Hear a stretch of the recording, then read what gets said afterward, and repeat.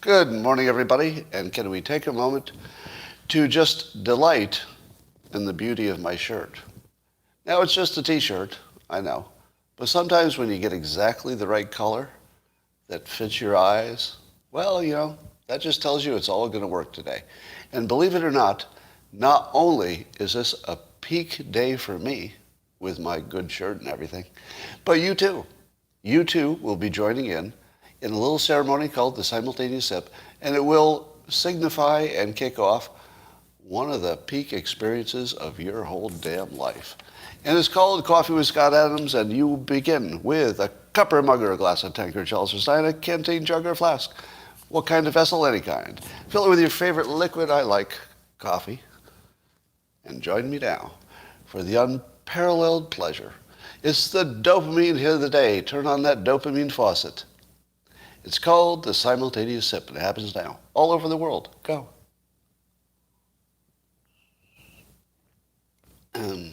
Now, if you're watching this live in a different time zone, just wait an hour. No, it doesn't work like that.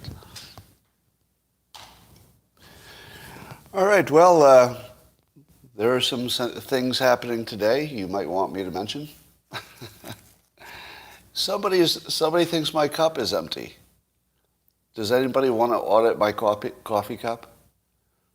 All right, spot audit. You called for an audit, here it is. Let's see. We will adjust our cameras for auditing.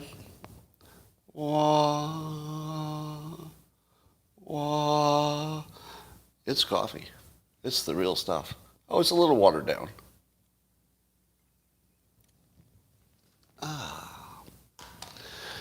What you're seeing now is one of my broadcasting tricks. I have to put a towel on my desk, otherwise the lavalier things will be clacking around. Yes, that's a little bit behind the scenes. If you're listening to this on a podcast, you're saying, can you please change the subject from your shirt and your desk towel? Because those things I cannot see when I'm listening. Now, I've told you before, the way you should listen to this live stream is not like others. So you're not a passive participant.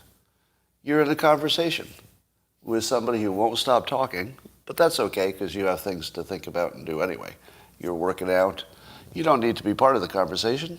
You can just listen to me babble. Let's talk about Biden and the laptop. Have I ever told you the story about the cat is on the roof? Yes, I have. I'm not going to repeat it. But the idea is that you say the cat is on the roof to soften the blow because you know the cat's already dead. So you say, well, it's on the roof. And then the next day you say, well, it fell off the roof. We're seeing how it is. And then you sort of slowly break somebody into bad news. So that's called the cat is on the roof. Let's talk about Biden and the laptop story. That started out with laptop. I don't even know what you're talking about. What laptop? Haven't even heard about such a thing. And that turned into, that laptop. Well, you're talking about the laptop that's the Russian disinformation. Oh, yeah. Yeah, there is a laptop. It turns out there's a laptop. It's a disinformation laptop. That's what it is. Okay, it's a real laptop. Maybe it's not so much Russian. Completely real. The laptop is. I don't know about the contents, but that laptop is real. That belonged to Hunter Biden. Okay, the emails are real. Yeah, obviously they're real because they can be. Lots of them have been validated. So yes, they're real emails. But the thing you have to understand is that there's no kind of crime suggested there. Well, okay, there's plenty of crime suggested there in the emails themselves if you were to read them. Plenty. But the important thing is, as of today, that they only involve potentially Hunter Biden and maybe Joe Biden's brother. But there's nothing on there that would implicate the big guy. Oh, wait, the big guy. The big guy is actually Joe Biden, who is actually implicated on the emails. All right. So the laptop is real, and the emails are real, and they do implicate President Biden, but I'm sure he's implicated in nothing that's going to matter. And by the way, have I mentioned, he hasn't been convicted of anything. That's right. Sure, it's a real laptop, and it's real emails, and it really does implicate Hunter, and it really does implicate Hunter's uncle, and it does mention Joe Biden in the very same plots for which those others are implicated. But it's nothing to worry about because he hasn't been indicted. No court has ruled that Biden has done anything wrong, am I right? Am I right? I mean, let's be honest. No court has ruled that Biden has done anything wrong. Yet. That's how CNN handles any good news about Trump. Whenever they talk about Trump's so-called legal problems, and they say, well, Trump hasn't been found guilty of any of those legal problems yet. They always throw in the yet. So Joe Biden is completely clear of all legal problems related to the laptop, and he has not been indicted yet. All right. And there's a great article in The Hill by Jonathan Turley, who is pointing out how the narrative has changed from, that's not a real laptop to, yeah, it's real, but it's not really so much a problem. All right. And even the Washington Post now, everybody's sort of trying to get ahead of the story a little bit. So it does look as if they're going to clip the cord and let Hunter and maybe Joe Biden's brother let them dangle so they can save Biden long enough to get something good going. Do you have any idea what the hell the Democrats are planning? I mean, seriously, what do those meetings sound like? I mean, that's an honest question. Whoever's we imagine to be the big powers in the Democratic Party, what exactly do those meetings look like now? Do they say, I think we can ride this Joe Biden thing out? All right, it looks bad now, but trust me, it's going to be a Putin situation. Yeah, it looks bad at the moment, but he's going to ride it out. It'll be fine. Does anybody say that? Is there anybody on the side of let's just ride this out? I think we can get through 4 years and maybe even get another Democrat elected? Probably not, right? So if they're talking about not that, what are they talking about? Is there anybody who's saying, I think what would really work is why don't we replace Biden with the least capable and least popular vice president of all time? Well, I don't know if that's true, but let's just say she's not among the top. I don't know, maybe Dan Quayle was worse. Somebody'd have to give me a fact check on that. Speaking of Kamala Harris, Rasmussen has a poll about Kamala Harris's popularity, and 56% say they have an unfavorable view of some kind. Only 40% have a favorable view.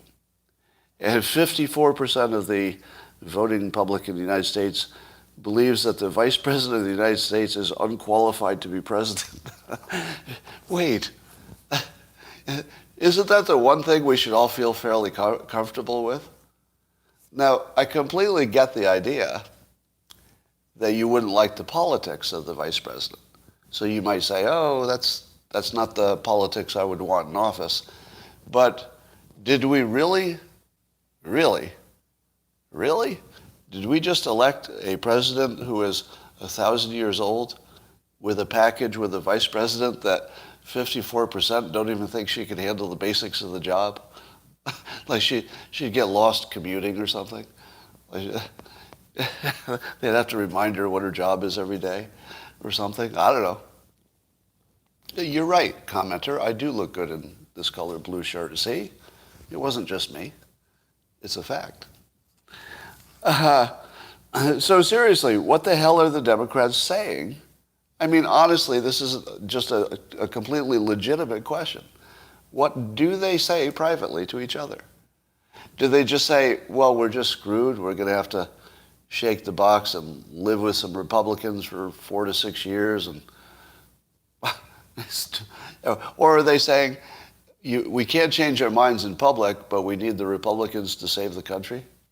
Like, are there any Democrats who don't want to publicly change their opinion of anything, but privately they're thinking, I really hope we lose this time because the winning isn't working out. Right. Do you remember when Trump said that we'd get tired of winning? I'll bet you thought he was talking about Republicans, didn't you? Do you know who's tired of winning? I'll bet the Democrats are pretty tired of winning right now. Because they won that whole presidential thing. They got the Congress. Winning. Winning. It's looking good. Everybody? Do you think they're tired of all the winning? I think they're tired of winning and they'd like to lose one for a change. Am I right? Honest to God, I think Democrats are hoping to lose. Some of them. I mean, everybody's individual, but don't you think there are some Democrats saying, I hope we lose this next one? Some. All right. And then the news is also about the news, as it often is. The news is about the news. And let me ask you this. I did a little poll on Twitter, and I said, which of these two incidents seem more indicative of a crime committed by a president? So which situation involves the most evidence? So it's the most evidence of a U.S. president involved in a crime. Is there more evidence about Joe Biden and the laptop situation? Or is there more evidence that President Trump did something illegal relative to January 6th? Which one has currently, so we're not talking about where it might go, because anything might happen, but at the moment, is there more solid public information of crime on the laptop or the January 6th event? Can anybody correct me if I'm wrong? So far, there's zero evidence of a Trump crime. Am I wrong? Because, you always worry that you're in your own news bubble. But if there's anybody who's seen outside the bubble, I'm not sure if I do. I read CNN every day, and I haven't seen anybody. I do sample MSNBC and CNN. I sample Axios all the time. I don't remember seeing any of them saying there's a specific crime, even alleged. Am I right? Is there even an allegation of a crime? Well, there's an allegation that something happened, but not based on any specific fact pattern, right? I don't believe there's an allegation of a fact that would support the idea that Trump committed a crime. Am I wrong? And I'm making a weird distinction between an allegation of a crime, which does exist, because every side, blames the other of a crime, which means nothing in politics, right? So it doesn't mean anything that you say the other side is a criminal. But if you have a specific fact that, if it were true, would pretty much, say that somebody did something bad, I don't know. All right, now, so a lot of you were pretty confident, and in my poll, this reflects my audience. It doesn't really reflect reality. But 94% said that, wait, I think I may have this backwards. I think most people said the laptop was the one that looked like a serious crime. And let me ask you this, what crime does the laptop suggest? Can you name one? What would be the crime, the actual crime, that Joe Biden would be guilty of if all of it were true? Let's say the worst allegations based on your really speculation at this point. I don't think we have enough from the emails to know 100% of anything, but it looks like a 95% likelihood. Yeah, I mean, I'm seeing lots of suggested possible crimes, but I'm not sure that there really is one. Because I think it's completely legal, isn't it? Isn't influence peddling completely legal? Now there's the FARA thing, right? But nobody ever gets convicted of that. I don't know. It seems to me that you've got this like slight lobbying problem, the foreign lobbying thing, but almost nobody goes to jail for that because it's so common. Is that the worst? Is that it? That's the worst? Yeah. I know. So you have to be careful of the fact that you think your team didn't commit any crimes, but the other team did. The most likely outcome is that nobody did, because everybody accuses everybody of a crime in the political context. Have you heard the phone calls yet? Phone calls of who to what? So probably no, because I don't know what that question is. All right. What do you think about slippery slopes? I'm going to see if I can add something to this. I always talk about it, and you're sick of it. But do you think that you can identify a slippery slope and then use that idea to predict the future? It's like, oh, this just started. It's a slippery slope, so it's just going to slide in that direction. How many think that slippery slopes predict? All right, now, as far as I know, there's no science to back your opinion or anybody else's about whether they predict. But let's walk through this a little bit. Now, would you say that a straight line prediction is a slippery slope? In other words, let's say climate change says that we're going to keep going in the direction of more and more CO2 and the climate will warm. How often is a prediction that says things will keep going the way they're going? How often is that right?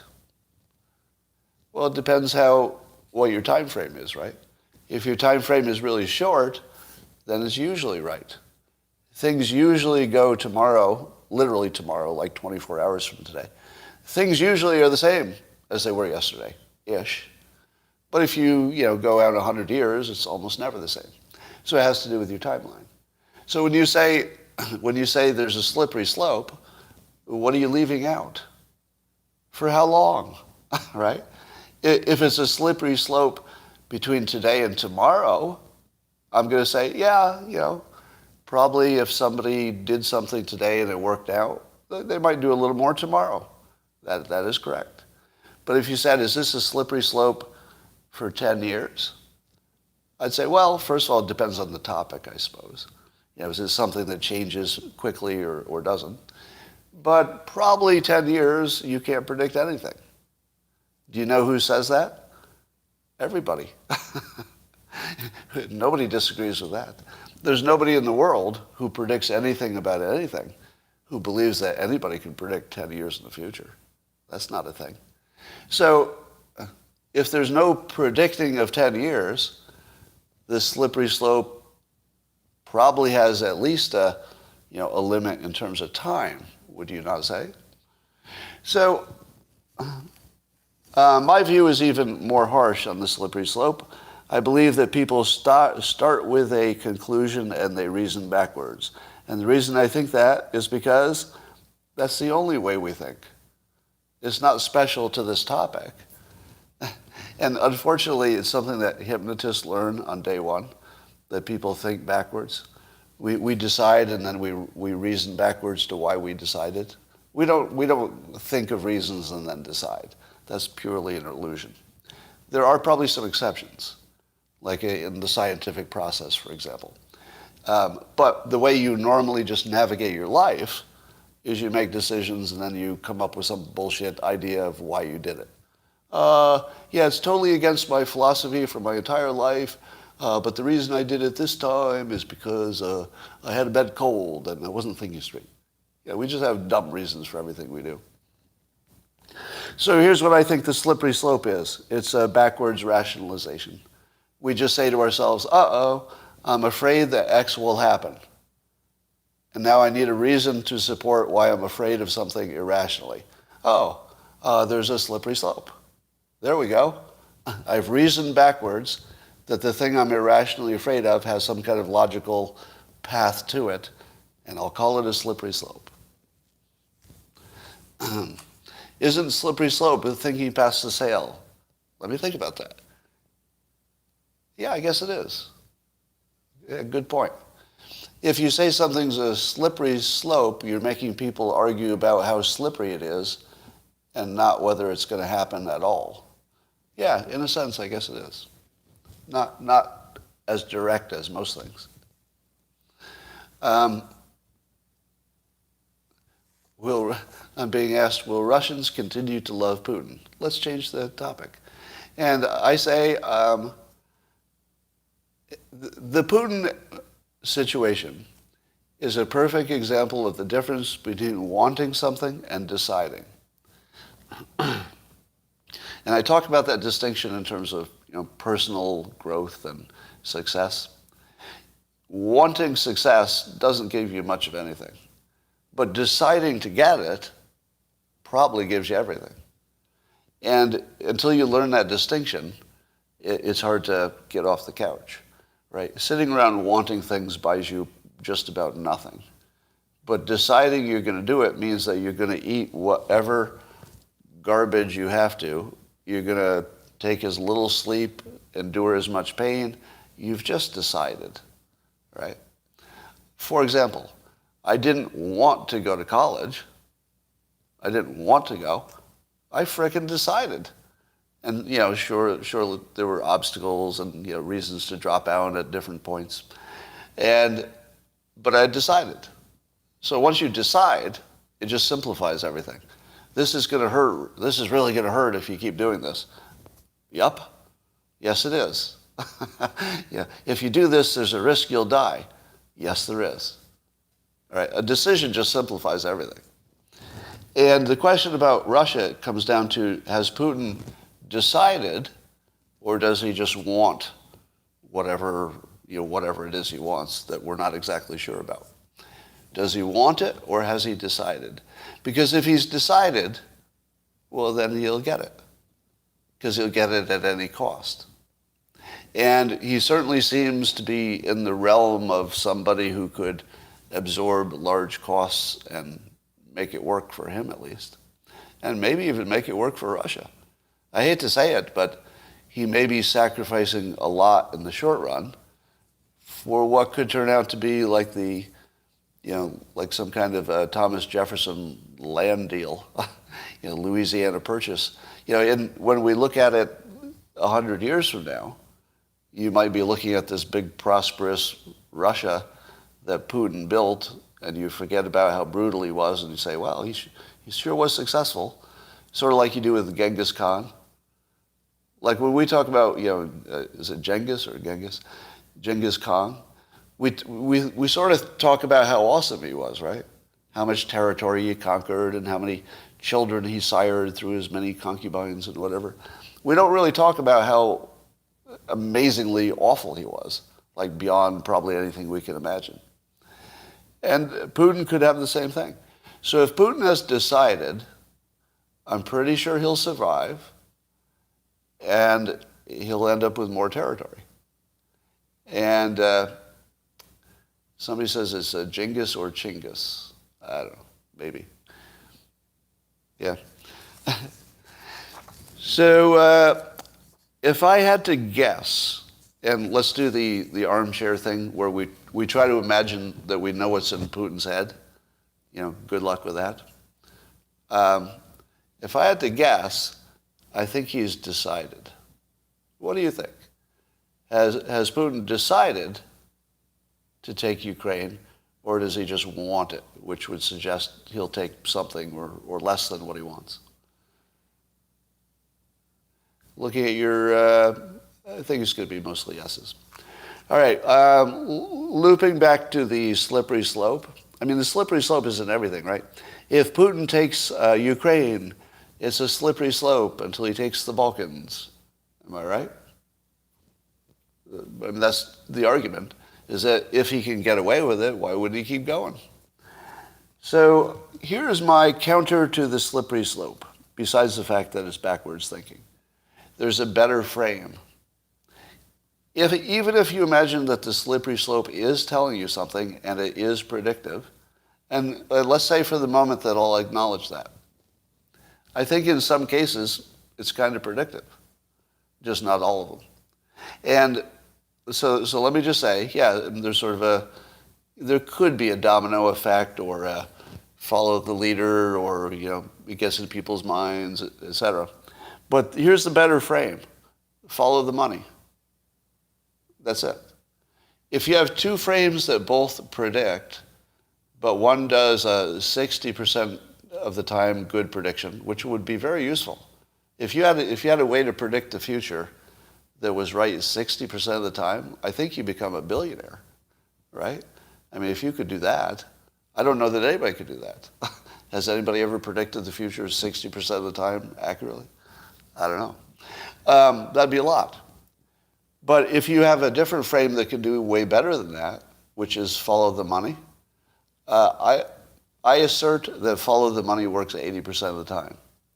And that the 20% you don't know about usually is because there's a time lag. So follow the money is still going to work. It just hasn't worked yet, right?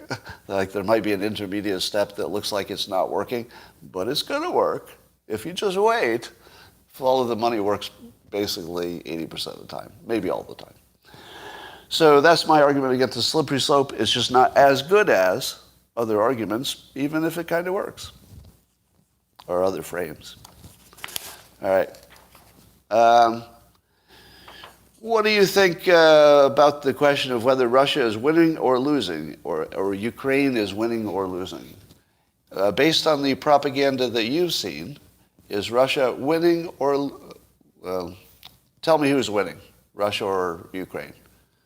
Who's winning?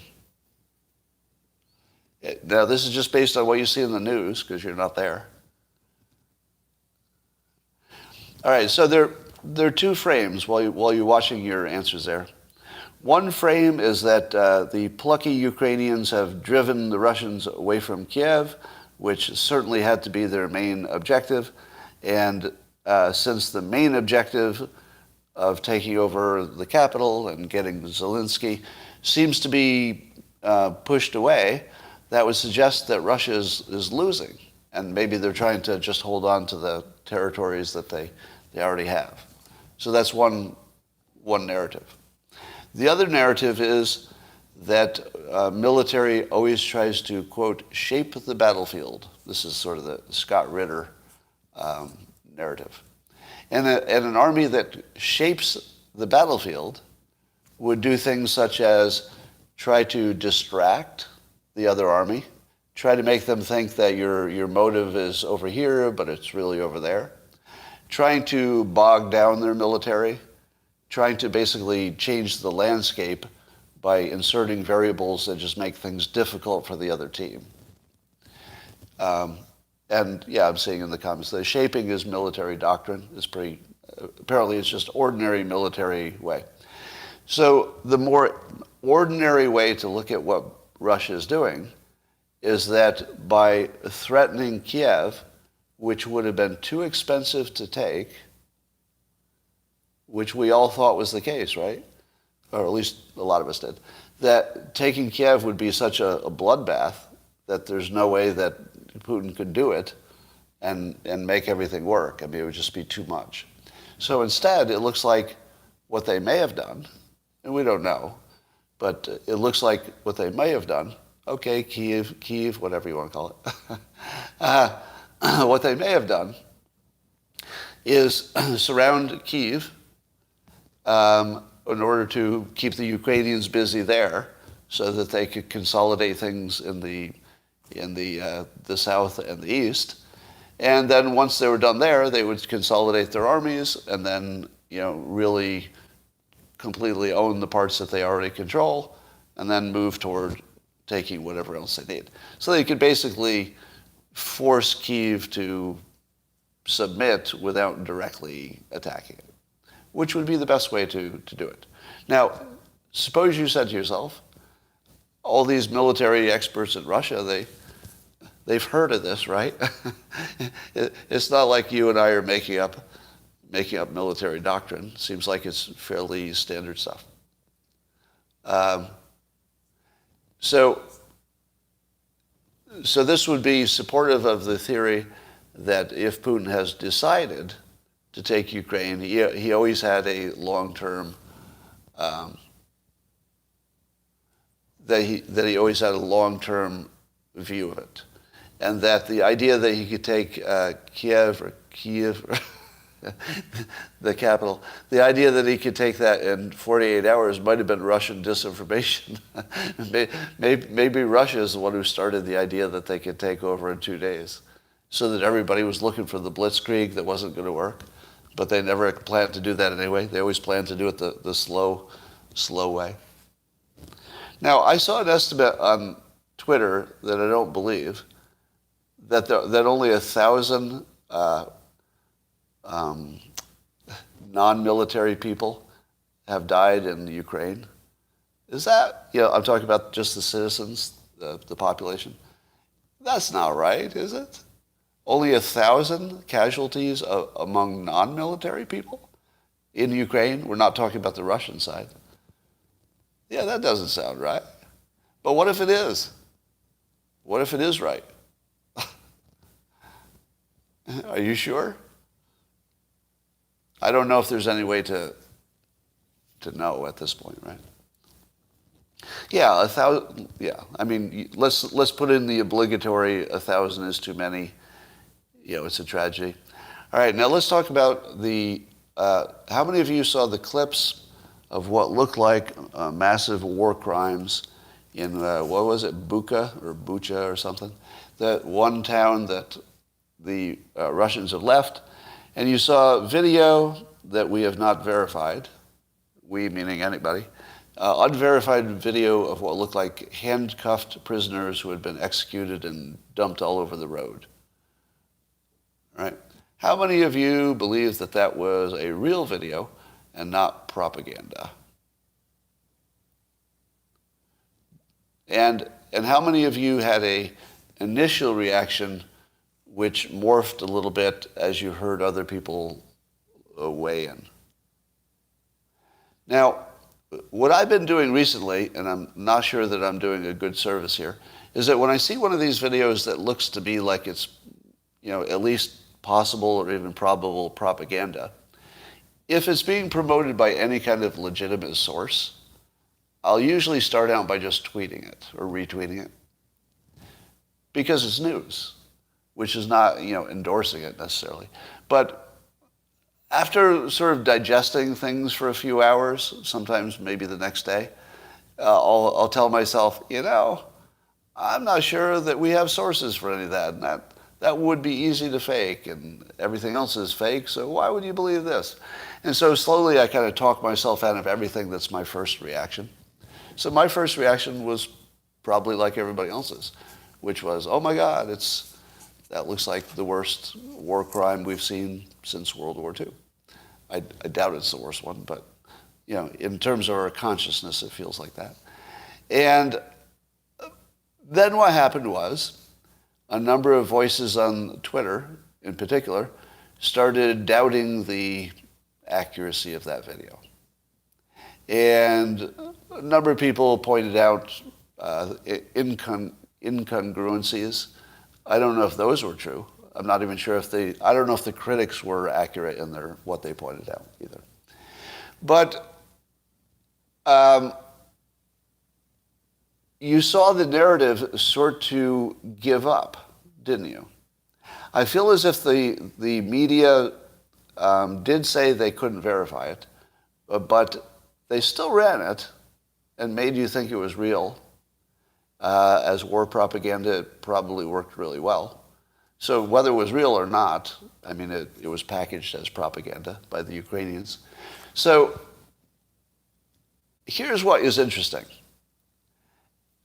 So the narrative comes out in the fog of war that there's this gigantic war crime. It's very suspicious because of the source and the situation. I believe that the wave of belief was turned back by what I call the internet dads. Now, to be a little less sexist, I'm not saying it's all male, okay? And I'm not saying it's people who have, children. I'm using just a general phrase here. So the internet dads, to include internet moms and everybody else. But there are, you could call it the adults in the room, but people have been calling it the dads, so I'll just use that. And Mike Cernovich, I would say chief among that group.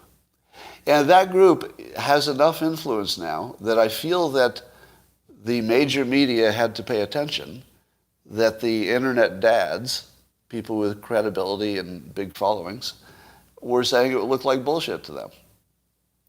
Now, have any of you watched it closely enough to feel like that's what happened? Or was it going to happen anyway? Because I feel like, I feel as though the balance of power is really starting to change. And at the same time that this other force is sort of developing, that, I'll call them independent voices. They're podcasters, they're tweeters, they're people with big audiences. I feel like the counterbalance was really productive this time. Don't you? Did you see the same thing I saw? Now, in the context of the internet dads balancing out the major media, what's the biggest obstacle that the internet dads have working against them? In the comments, see if you can get ahead of me here. What's the biggest limiter or limitation that the internet dads have? Possibly the algorithm, right? I don't want to say censorship because if you say censorship, it reads intention into something that's not demonstrated to have intention yet. It has effect. I mean, we can see what we think is the effect. It has alleged effect, I guess. So in the context where we worry that the only thing limiting the sensible counter voices to the unsensible news, Elon Musk just bought the biggest share of Twitter that anybody owns, including Jack Dorsey. It's like several times more shares than Jack Dorsey currently owns. Elon Musk, who was asking about censorship and about the big platforms, and asked if he should start one, put his money where his mouth is, bought 9.2% of Twitter this morning, ish, and now he's the largest shareholder. I should give you a disclosure here. I do own Twitter stock, and I do own Tesla stock. And I tried to sign up for Truth Social, but I couldn't get in. And there's a related story to all of these stories, that Truth Social, I think they lost one of their people who was managing that thing. And it doesn't look as though the launch was successful so far. All right, it looks like it's late, and it's not on Android, and it's not on a web browser yet. So it doesn't look like it's successful. And it's not going to help one bit that Elon Musk just bought into Twitter, because Truth Social should be a solution to what people believe is censorship. But if Elon Musk becomes the most influential voice, and I don't know that that can happen, but we'll see. But if Elon Musk becomes the most influential insider at Twitter, what's the first thing he's likely to do? Like, what's the first change he's likely to promote, if you had to guess? And here's the weird part. Here's my guess. I think the first change that Elon Musk is going to make, just a guess, is Jack Dorsey's plan. How weird is that? Because Jack Dorsey's been saying for how many years that he thinks the platform should have your choice of algorithms. So if you just want to see everything, that would just be your choice. And if you wanted to see it filtered by somebody else's filter, you'd see how they filter, and you'd just choose it. Now, I always wondered, why is Jack Dorsey saying that the platform should be like that, but I saw nothing coming in on Twitter that was going to do that thing. Did I miss something? Like, why was the most important voice at Twitter saying we should do this, but it wasn't happening? And for years? Or did it happen and it was in some small way that I didn't notice? All right. So then Jack Dorsey leaves. Who knows what the story was behind that, right? Shareholders, blah, blah, blah, blah, personal reasons, who knows? But then Elon Musk comes in. I can't think of anybody more likely to implement Jack Dorsey's plan. Maybe Jack Dorsey didn't own enough stock to get it done. Maybe. I mean, if you stay anywhere long enough, you're going to develop, competing interests and other shareholders and stuff like that. So Elon Musk comes in with probably nothing except a social agenda. I doubt he bought this as a pure investment, right? Can we all agree with that? I think we would agree that Elon Musk did not buy Twitter as a pure investment. Do you know why? I don't think he invests in stuff like that. It's not really, I don't think it's his wheelhouse, really. I think he did it for purely social reasons, and he broadcast it as cleanly as you could broadcast any message. He asked in public, should I start a social media network? Do you think that censorship is being handled right, or however he asked it? So he's being as transparent as anything could ever be. And then he's probably going to take that same level of transparency that he's taking into this transaction. I think he'll take it into the product itself. Because remember what Elon Musk is more than anything? He's a product guy. He's the ultimate product guy. In fact, maybe Steve Jobs, you could say. But it's hard to think of somebody who's more product-oriented versus marketing, let's say. In fact, Elon Musk does the product so well that he doesn't need marketing. He just does it himself, tweeting from the toilet, as I like to say. And so the only explanation is that he's doing it to make Twitter more transparent, and it would be kind of embarrassing if it works, meaning it would be embarrassing to any other platform that doesn't. But I would not want to be owning Getter or any competitor to Twitter, because the only problem Twitter has, in my opinion, is the one thing that Jack Dorsey said it should do and hasn't done yet. But Elon Musk knows how to make a product work. And there's one thing that's wrong with Twitter. It's just broken. Am I right? It's a product that just has a glaring flaw. And the guy who fixes glaring flaws, it probably makes him crazy. Can you imagine being somebody who has the engineering, physics, product design knowledge of an Elon Musk, and then looking at this product, Twitter, and seeing it's just massively broken in this most critical way, the transparency of the algorithm and the censorship element, and knowing you could just fix it. You just buy the damn thing. You just fix it. Now, my guess is that he's tiptoeing in and seeing what he can get done with 9.2%. Probably a lot, but that's not full control, right? Now, I would also guess that there will be some large number of other Twitter shareholders likely to throw in a proxy sense, behind Elon. Well, I'm one. Okay, I'll use myself as an example. So I own stock in Twitter, and if Elon Musk said, "Hey, we're going to have this, vote. I'm going to push for a vote. Can you make sure that you sign your proxy vote?" If Elon Musk asked me to sign it because he said this is how you fix censorship, I'd sign the fucking thing, right? And I never sign those. I never do that. Because I always think, somebody else will sign it. They'll get enough people signing their proxy that, I don't have to do it. I never do it.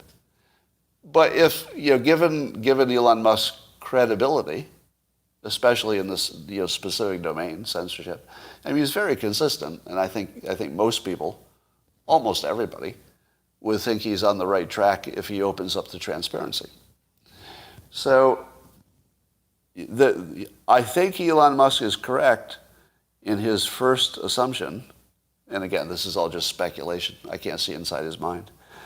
As I often say, if I could see inside Elon Musk's mind, I would have started Tesla. Why would I wait for him to do it? I would have built myself a rocket ship to Mars if I could do what he could do. But I can't see inside his mind, and neither can you. But it seems to me, from an outsider's perspective, if you wanted to limit your risk while getting the most leverage, you would buy 9.2% of Twitter. That's enough to get everybody's attention and say, okay, I'm the Lion King of shareholders.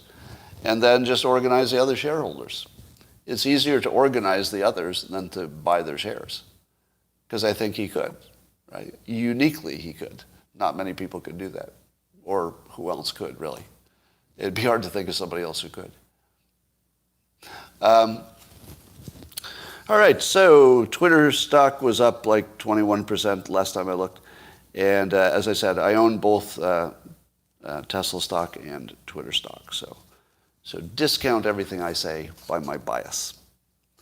How many of you think that Truth Social is going to work? Because it will attract basically nobody on the left who disagrees, right?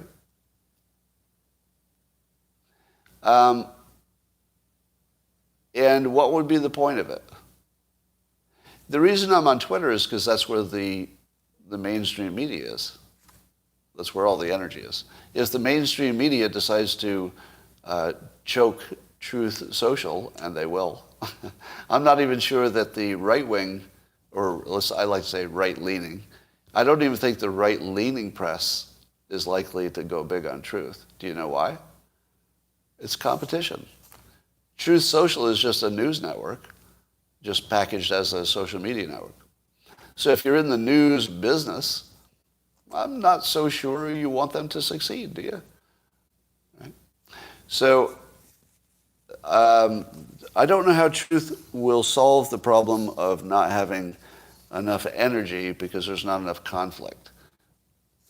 If you take out the thing that makes it work, the conflict, why would it work? All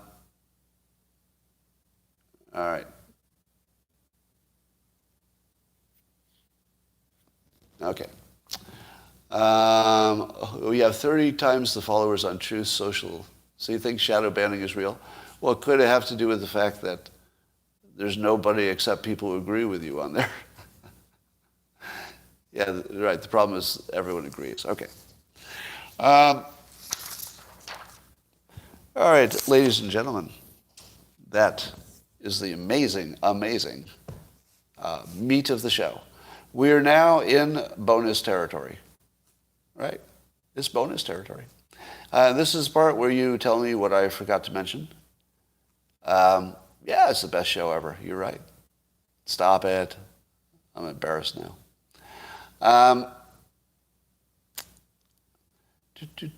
Locals, somebody's making a comparison between Truth and Locals. So Locals, as I'm on, a subscription network, that's different because I don't think people are there for the fight. On Locals, I think people are there because there's usually the central person has a point of view that they, enjoy. It's more of an entertainment, I think. So when I put material on Locals, I think of it as just entertainment. And also it's the edgy stuff. So I can put the stuff there that... Now, does anybody know Snoop Dogg? I'm going to do a Kevin Bacon thing here. Anybody? Does anybody know Snoop Dogg? Didn't Carmen Diaz go to high school with him? And here's why. I want to invite Snoop Dogg to my man cave. And I want to interview him and see which of us will last the longest. if you know what I mean. Perfect example of something that I can say more clearly on the Locals platform. Wink, wink. But here on YouTube, it's a more family-friendly environment. And let me just say that Snoop Dogg and I could have a conversation and maybe compete, possibly fix all the problems in the world. And you might say to yourself, what are the odds that Snoop Dogg would come to my garage? I would say the odds are really, really small. But it would be amazing, wouldn't it? Come on, it would be amazing. So one of the things I'm thinking of doing is doing man cave interviews, but I only want to do it if somebody can come to the man cave. I don't want to do it remotely. So there you go. Yeah, you'd watch. You know you'd watch. All right, let me ask you this question. Aside from Snoop Dogg, aside from him, who would be the most interesting thing I could interview? And think about not just that it's an interesting person, but somebody that you think I uniquely would be the right person to interview, either because of it's entertaining or I'd ask the right questions or something. So who would be, you think Trump? All right, let me tell you something that I could guarantee you. Here's something I could guarantee you. That me interviewing Trump would be the best Trump interview you ever saw. I guarantee it. I guarantee it. I don't know how it could miss. I really don't. Because I think everybody does it wrong. Do you know what they do wrong? Let's see if you know. How does everybody do it wrong? And by the way, I'm going to make one exception. I've seen one person do it exactly right, and I think I could do something in that vein as well. Yeah, Greg Gutfeld. I think Gutfeld did the best job because he humanized him. Like you could tell that they just liked each other, and so like he got like a little human look out of him. So I think that's the thing I could do better than somebody who does interviews for a living. Because I think when you do interviews for a living, especially depending on what platform you're on, you're sort of driven toward a certain level of professionalism that I think distracts from a good entertainment. And that's what Greg Gutfeld gets right. He never lets the professionalism ruin the job. Do you know what I mean? As soon as the professionalism is more important than the product suffers. But he does product first, professionalism second. So you get, and that's why he has 2 hit shows. Interview Ben Shapiro. Yeah, I don't know that me interviewing Ben Shapiro would produce like any headlines. I think I would just agree with what he said, and and then there would be no spark there. Yeah, Jordan Peterson. That would be interesting. And I'm especially interested in his religious interpretations of recent, which I want to look into a little bit. I want to hear it in his own words, because I'm considering that one of the most, let's say, unpredictable evolutions that I've seen. I would not have predicted Jordan Peterson's, is it a change? I don't even know if it's a change, really. Maybe it's just something we're hearing more about. But I think it's an evolution, right? To a more religious frame. And I'm going to say frame because I think he puts it in, terms of, living it as if it's real. Is that true? I hate to try to paraphrase other people. He says he doesn't believe it literally, just has, he likes the utility of it. Is that it? Because that wouldn't be far from my own view. My own view is, if you don't know my view on religion, is that I'm not a believer, but I'm very pro-religion because it's just so obvious it works. I mean, why would I be against something that works. Now, I don't know that there's any science behind that, but the only studies I've seen are that people who have a faith-based view of the world seem to be happier, seem to be more prosperous, seem to do fewer drugs. There's something about thinking that somebody's watching you all the time and, loves you and is judging you, I guess, that probably has some guardrail effect on your behavior. And as long as people have a choice, they can enter a religion, they can leave it, which is the beauty of America. As long as they have a choice, if they're picking a frame that works for me.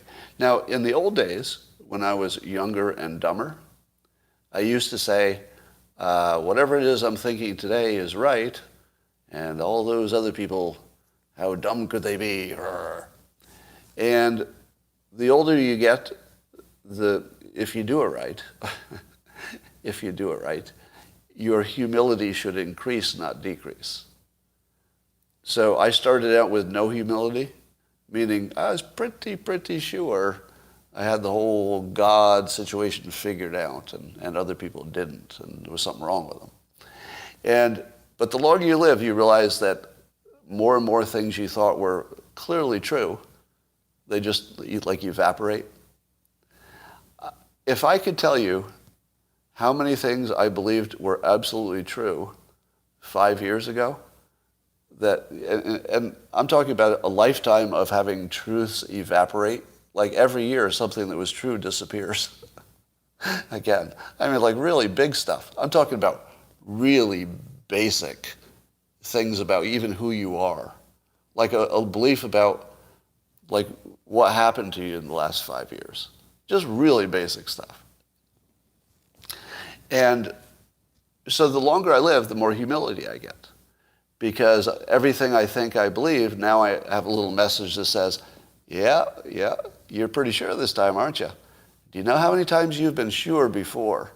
Yes, you do. Yes, you do. You do know. Don't change the subject, Scott. You know how many times you were sure before and then found out you were totally wrong. Do you remember that? I'm not trying to think about it. You think about it. Think about it, Scott. Don't not think about it. That's how you get cognitive dissonance. Think about it. So that's something you can do as you get older. Like if you do it right? If you do it right, you will remember how many times you were wrong. And that was one of the motivations behind that book behind you, behind me, where I'm pointing, that How to Fail at Almost Everything and Still Win Big. By cataloging all the things that I'd failed at, it was both a reminder to myself how many things I was sure about that didn't work out, but also a way to tell other people that even people who, for whom life worked out fairly well, that we're wrong all the time. I mean, the number of times we're certain and wrong is just shocking, no matter how successful you end up. So, and that helps people understand that their own certainty is worth questioning.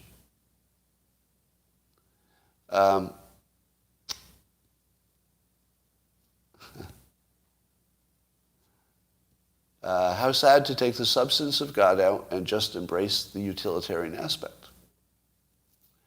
Well, I don't know, is it sad or is it just a frame that works for some people and not for others? Now, for me, the simulation hypothesis is the most predictive, right? So here's another prediction. There will never be anything true about our reality, whatever you would call this thing, that is not also true for a simulated world. Meaning that a simulated world would have resource constraints. It wouldn't have infinite memory. It would be a bunch of things that would be true for software. So my prediction is there will never be anything true in our so-called real world that isn't just as true for software, because we can never get out of that model. Very specific prediction. Okay? So we'll see. Somebody says God is utilitarian. Interview Sam Harris again. Yeah, I'd love to. That'd be good. Kanye would be good. Maybe Kanye would actually do it. I mean, it'd be more of a resource question. He can't be everywhere and do everything.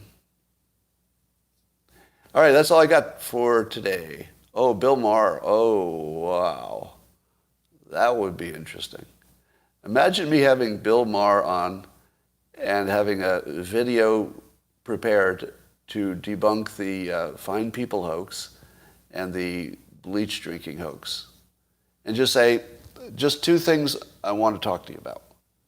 And that's it. I just want to show you the full video and then show you what you saw. And then I'll tell you I literally, personally interviewed people who attended the Charlottesville thing and found several of them who claimed that they disavow all racism.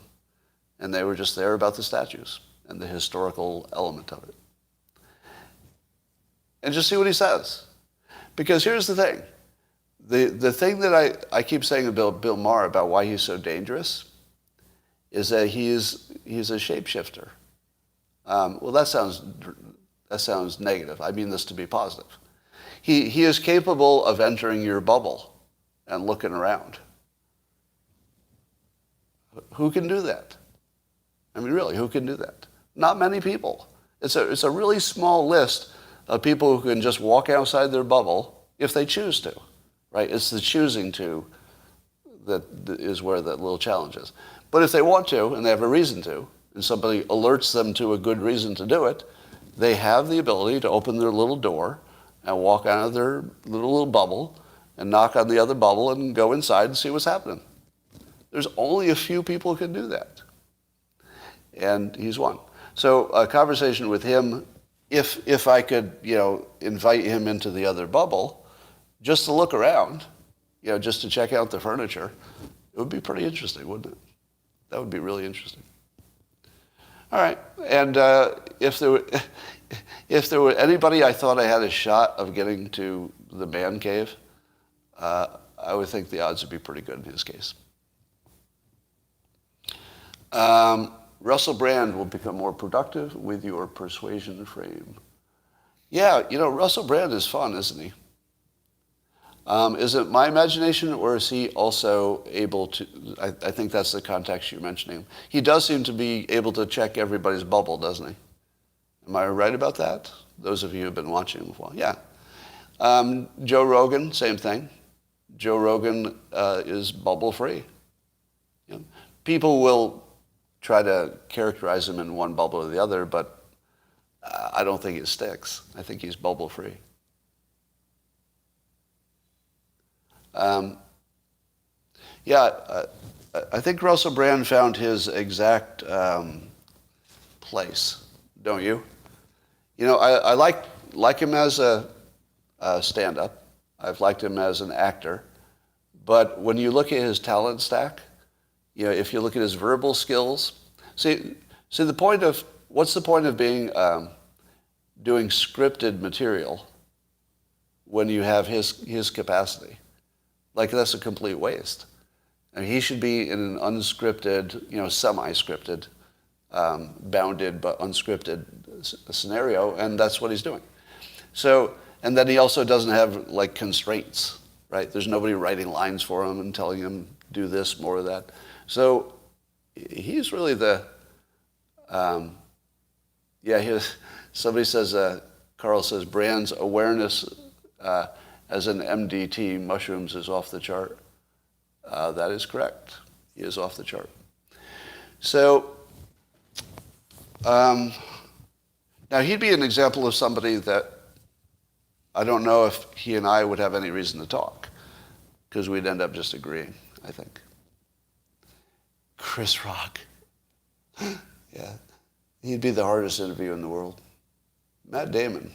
Why Matt Damon? I like Matt Damon, but why? Dave Chappelle. Oh, that would be interesting. I don't think I could get him to come.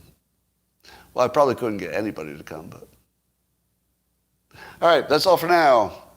And I will talk to you on YouTube tomorrow. Oh, and before I go, I don't know if anybody's noticed this, but Madonna has slowly evolved into Jar Jar Binks. And I didn't want to be the first one to mention it, but it's important. See you tomorrow.